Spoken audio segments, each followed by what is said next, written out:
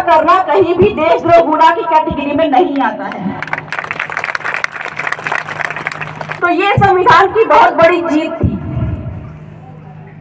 आज का दिन है जब भारत के जितने भी लोगों को संविधान बताया गया वो इतने जागरूक हो गए हैं कि वो सीधे कलेक्टर महोदय से सीधा बहस करते हैं। आज जो यहाँ पर मेरे आने का मूल मकसद था, यूं तो मैं संविधान की बातें करती हूँ अपने समुदाय, जिस समुदाय से मैं बिलोंग करती हूँ, आदिवासी समुदाय से बिलोंग करती हूँ, उसके हक अधिकार सुरक्षा के जो अधिकार भारत के संविधान में दिए हुए हैं, मैं उनकी जानकारी लोगों को दिया करती हूँ।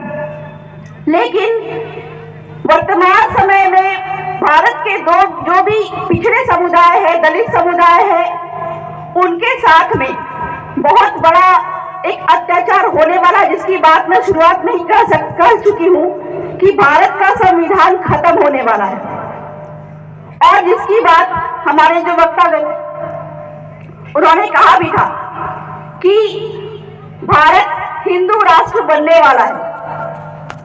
मैं किसी जाति विशेष या मैं किसी धर्म विशेष का सपोर्ट नहीं करती या फिर मैं किसी धर्म को फॉलो नहीं करती, लेकिन जो ये हिंदू राष्ट्र की बात है, इससे पूरे भारत के जो भी पिछड़े हुए समुदाय है, जो दबे कुचले समुदाय है, चाहे वो आदिवासी हो, एससी हो, ओबीसी हो, इनको बहुत बड़ा नुकसान होने वाला है।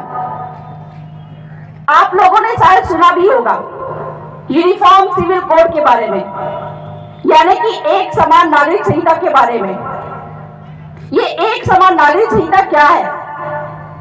संविधान की बात थोड़ी आप लोगों को मुश्किल लगेगी, क्योंकि भारत के संविधान को जानबूझकर थोड़ा मुश्किल बनाया गया है, जो कि आम लोगों को समझ में नहीं आती है, और इस कारण से भारत में वकीलों की संख्या बढ़ती जा रही है।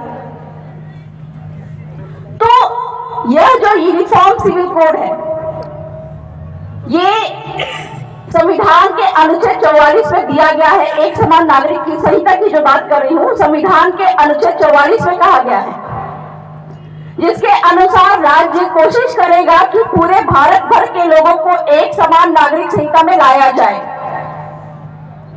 संविधान में इतने सारे अनुच्छेद हैं, जिसके अनुसार देश भर के आदिवासियों को, देश भर के एससी समुदाय को, देश भर के ओबीसी समुदाय को विशेषाधिकार प्राप्त है, लेकिन उन अनुच्छेदों का पूर्ण तरीके से पालन नहीं किया जा रहा है।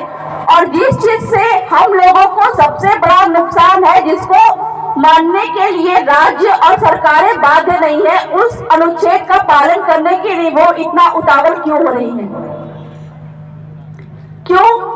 क्योंकि एक झटके से ये जिस दिन ये यूनिफॉर्म सिविल कोड या एक समान नागरिक संहिता भारत में लागू हो जाएगा, उस दिन एक झटके में सारे के सारे संवैधानिक अधिकार खत्म हो जाएंगे।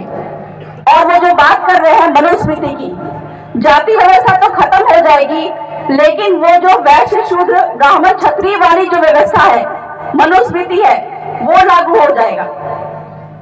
तो उस दिन के लिए मैं आप लोगों को थोड़ा बहुत कुछ जानकारी देना चाहूंगी कि इससे कैसे बचा जाए। इस यूनिफॉर्म सिविल कोड से, जैसा कि मैंने बताया, बहुत सारे संविधान के अनुच्छेद हम लोगों को बताया करते हैं। खासकर मैंने पहले ही बताया कि आदिवासी समुदाय की जो जल जंगल जमीन कैसे बचती है, संविधान के अनुच्छेद 244(1) यानी कि 5वीं अनुसूची में ये प्रावधान दिए गए हैं।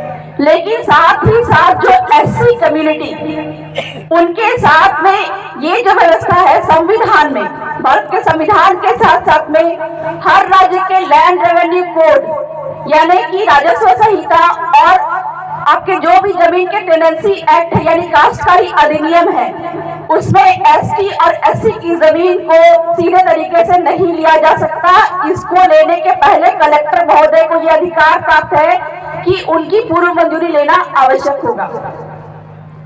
साथ ही साथ में जो हमको आरक्षण का अधिकार है, संविधान रूप में विशेष रूप से आरक्षण का अधिकार है। बहुत लोग बोलते हैं कि आरक्षण हमको भीख में प्राप्त है, जबकि ये आरक्षण हमको भीख में नहीं मिली। एक उदाहरण देना चाहूंगी आरक्षण के बारे में कि एक माँ के 4 बेटे हैं, 4 बेटों को कायदे से 4-4 रोटी, एक रोटी देनी चाहिए उनको बराबरी के तौर पर। लेकिन चूंकि उम्र के हिसाब से बड़े बेटे को खाने की जरूरत ज्यादा है, इसलिए हो सकता है माँ उसको 2 रोटी दे, उससे छोटे वाले को 1 रोटी दे और उससे बाकी के जो छोटे बेटे हैं उनको आधी आधी रोटी दे।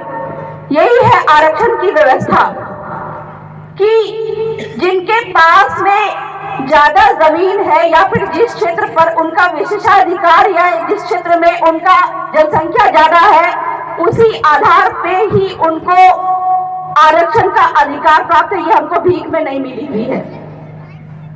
पर इस चीज का भी वहम फैलाया जाता है कि आरक्षण हमको भीख में मिला हुआ है। इस प्रकार से जल जंगल जमीन खनिज, सुप्रीम कोर्ट के भी जजमेंट में बताती आ रही हो कि जिसकी जमीन उसका खनिज, मतलब किसी भी व्यक्ति की जमीन में अगर किसी भी तरह का खनिज निकले तो उसको निकालने का अधिकार उस व्यक्ति को है। लेकिन जानकारी के अभाव में हम ये अधिकार भी सरकार के हाथों दे रहे हैं। तो इस प्रकार से संविधान में कई सारे अधिकार हमको प्राप्त है, जिसको रातों रात एक समान नागरिक संहिता बनाकर खत्म कर दिया जाएगा। एक समान नागरिक संहिता का अर्थ क्या होता है? उसका अर्थ होता है जो SC, ST, OBC, जनरल, ये 4 कैटेगरी के लोगों को जो संविधान में अधिकार है, इनको खत्म करके सबको एक जैसे नागरिक बनाया जाएगा। मतलब जमीन के जो संरक्षण के अधिकार है SC और ST के, वो सबके लिए बराबर हो जाएंगे। तो सरकार चाहे तो जिसकी भी जमीन किसी की भी कभी भी ले सकती है, उसके लिए कलेक्टर साहब को पूछने की जरूरत नहीं पड़ेगी। तो जो भी संविधान में हमारे विशेषाधिकार है, इसको खत्म करने के लिए ही यूनिफॉर्म सिविल कोड लाया जा रहा है।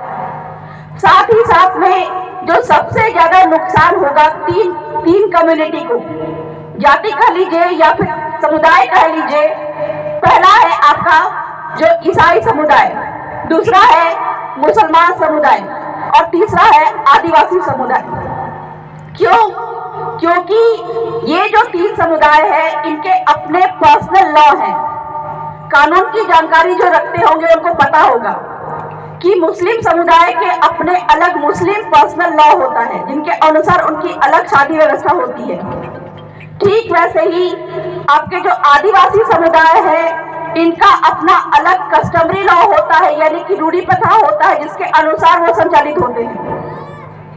आदिवासी समुदाय अगर 2 शादी करे तो उनमें कोई कानून नहीं लगता है, उनपे कोई दहेज प्रताड़ना का केस नहीं लगता है, क्योंकि आदिवासी समुदायों में लड़के जो लड़कियों को दहेज देते हैं, खर्चे की रकम देते हैं, तो उनका अपना अलग कानून है। ठीक वैसे ही एक जो महत्वपूर्ण मुद्दा है, आप लोगों को पता होगा, 3 तलाक का मुद्दा।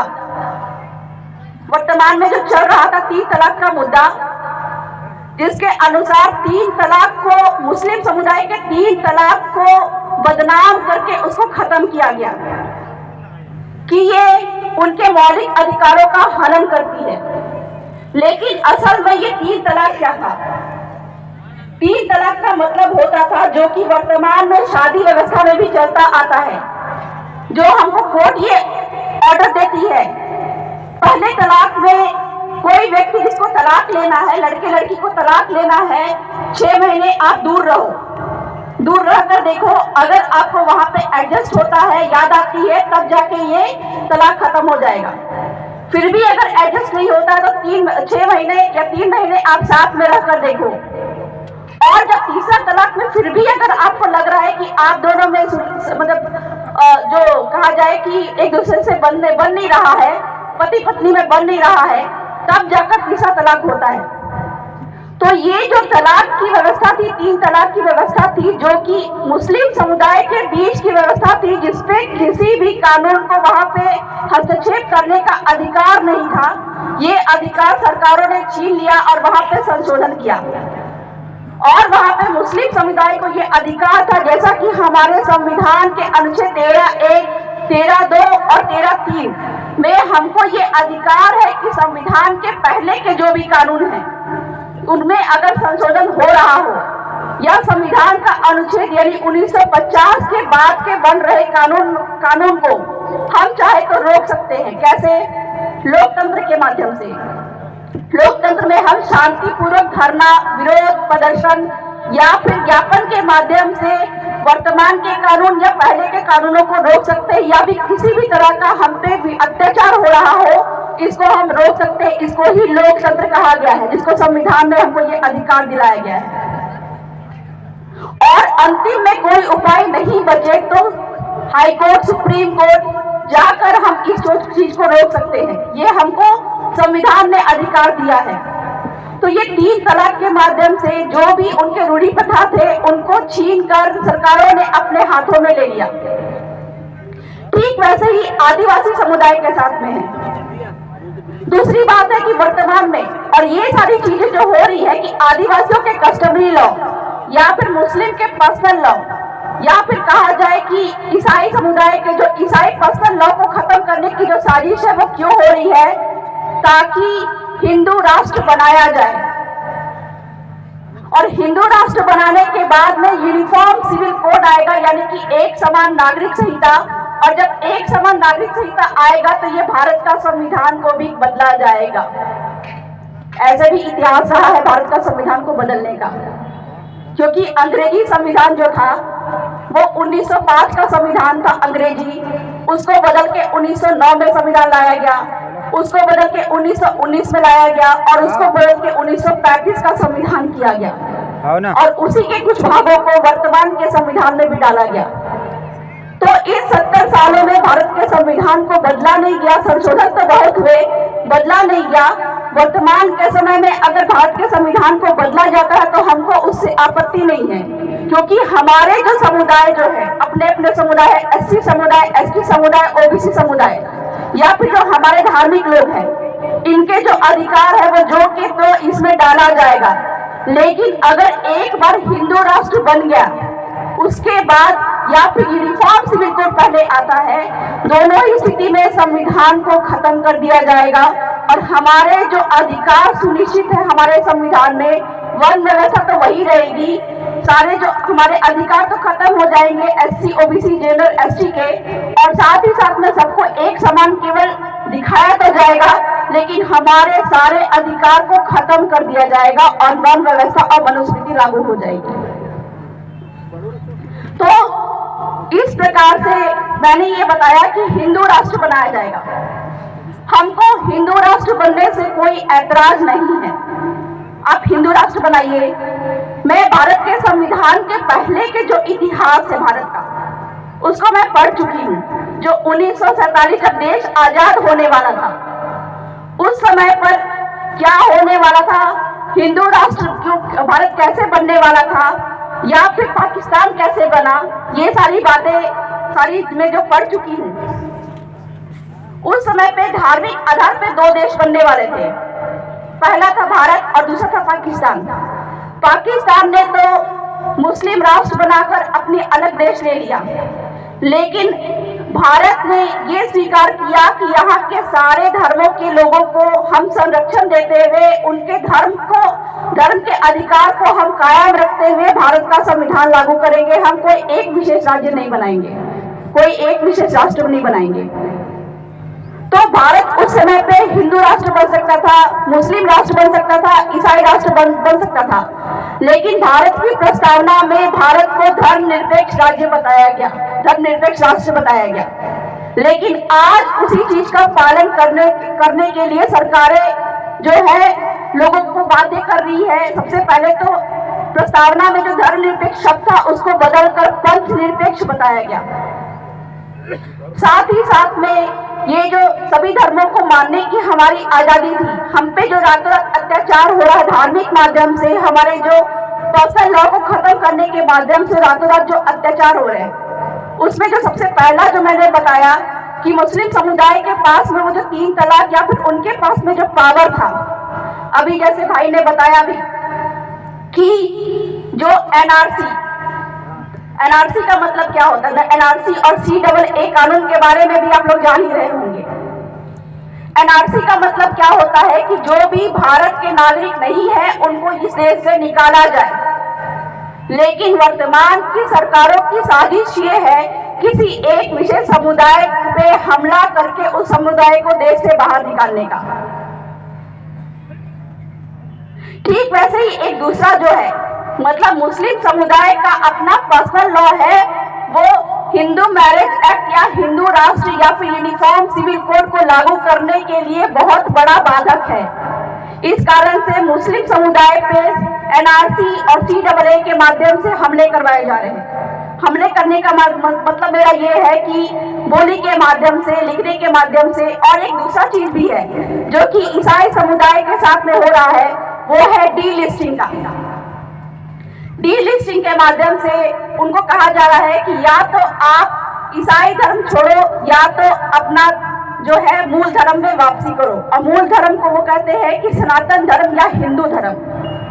ठीक वैसे ही मुस्लिम समुदाय को जो कहा जा रहा है कि सीएए या एनआरसी के माध्यम से हम आपको निकालेंगे या अन्य लोगों को निकालेंगे, बांग्लादेशियों को निकालेंगे, उनको यहाँ पे अगर रहना है तो इनको मूल धर्म में वापसी करना पड़ेगा, मतलब कि हिंदू धर्म में।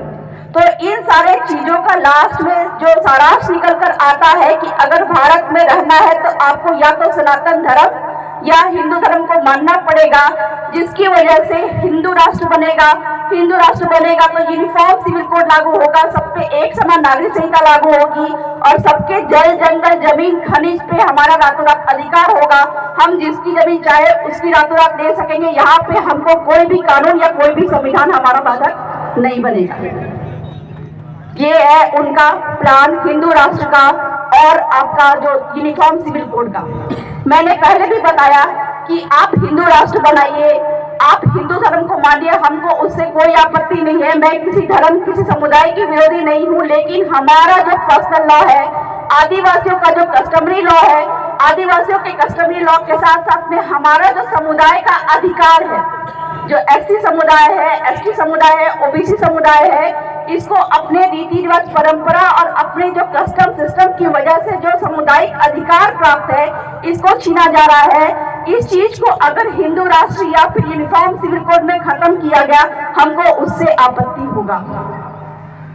तो इस प्रकार से ये तो पता चल गया कि यूनिफॉर्म सिविल कोड आने के बाद में हमारा संविधान रातों रात खत्म हो जाएगा और सरकार को ये पावर प्राप्त हो जाएगा कि वो किसी पे भी कभी भी किसी तरह का अत्याचार कर पाएगी।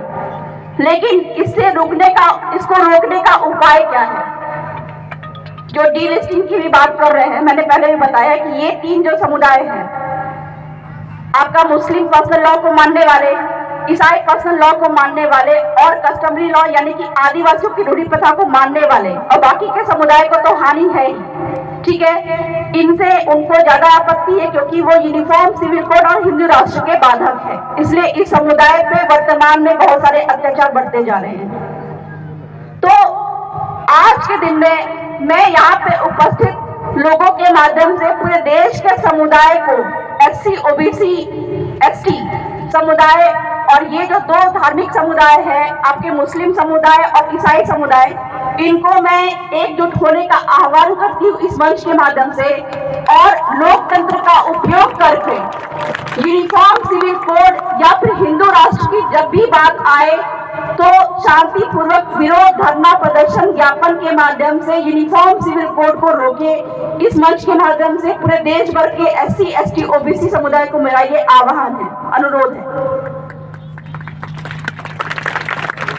और एक तरीका ये भी है इस चीज को रोकने का कि कभी भी इस तरह का बिल अगर हर एक राज्यों में आए तो हाई कोर्ट या सुप्रीम कोर्ट के माध्यम से वहां पे पिटीशन डालकर लोकतांत्रिक तरीके से इस चीज को रोके, ताकि आज जिस चीज के लिए हम लोग यहाँ पे इकट्ठा हुए, भारत के संविधान को जानने समझने के लिए, भारत के संविधान को बचाने के लिए, ये संविधान आगे भी बरकरार रहे, ताकि हर समुदाय के लोगों के अपने जो विशेष अधिकार है वो उनको प्राप्त हो सके। तो बहुत ज्यादा तो मैं नहीं बोलूंगी, जो चीज के लिए मैं आज आई थी, जिस चीज को मैं बताना चाहती थी वो पूरा हो चुका है। मेरे पीछे भी बहुत वक्त है अभी, तो मैं चाहूंगी अपनी बातों को यहीं पे विराम दूं और फिर से एक बार आप लोगों को इस मंच के माध्यम से आह्वान करती हूँ, अनुरोध करती हूँ कि यूनिफॉर्म सिविल कोड जब भी आए तो इसका लोकतांत्रिक तरीके से विरोध करें। जोहार, जय संविधान।